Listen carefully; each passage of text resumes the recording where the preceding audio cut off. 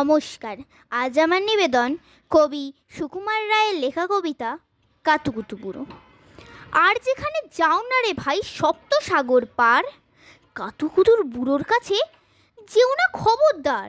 সর্বনেশে বৃদ্ধ সেবাই যেও না তার বাড়ি, কাতুকুতুর কুলফি খেয়ে ছিঁড়বে পেটের নাড়ি। কোথায় বাড়ি কেউ জানে না, কোন সড়কের মোড়ে, একলা পেলে জোর করে ভাই গল্প শোনায় পড়ে। বিদ ঘুটে তার গল্পগুলো, না জানি কোন দেশি, শুনলে পরে হাসির চেয়ে কান্না আসে বেশি। না আছে তার মুন্ডু মাথা, না আছে তার মানে, তবু তোমায় হাসতে হবে তাকিয়ে বুড়োর পানে। কেবল যদি গল্প বলে তাও থাকা যায় শোয়ে, গায়ের ওপর সুড়সুড়ি দেয় লম্বা পালক লুয়ে, কেবল বলে হো হো হো কেষ্ট দাসের পিসি। বেচত খালি কুমড়ো কচু, হাঁসের ডিম আর তিসি।